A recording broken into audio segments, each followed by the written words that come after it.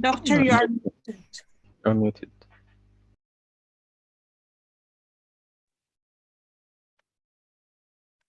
Yeah, welcome back. So I actually went through a couple of breakout rooms, and some of you actually did an excellent job. They finished the exercise. Some of you, they have some questions, and it's good. I will try as much as I can to circulate around all rooms, but in the interest of time, let's get here together and try to solve this.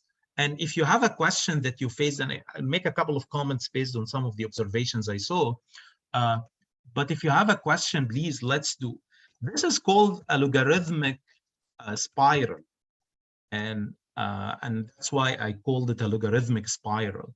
So basically, I'm going to put k equal 0.045. Some of you did not recognize that they need to define theta first. Theta is an array. It goes from -10 pi to 10 pi. And you have all options to generate it. You can use it length space or the column notation, whichever is convenient for you.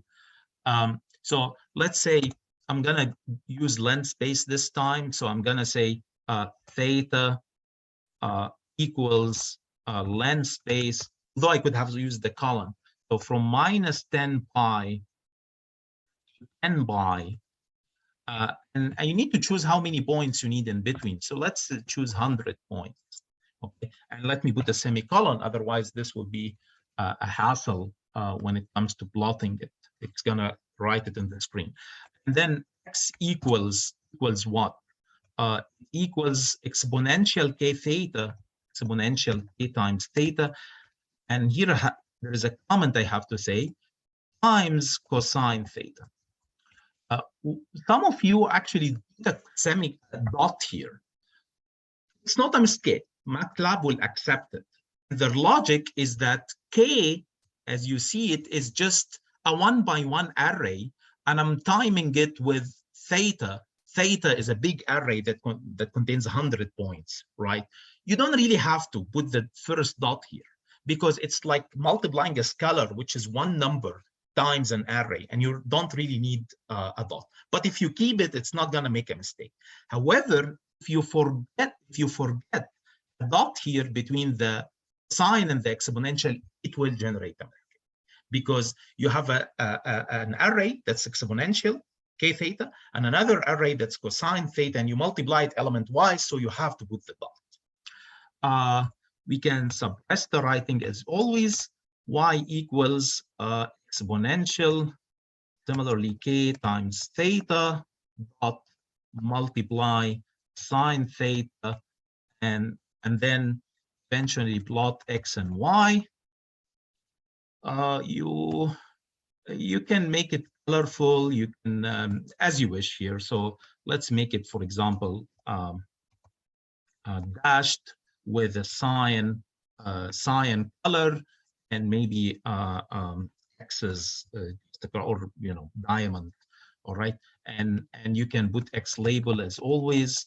So x label. So your x coordinate is the x variable. It's not theta.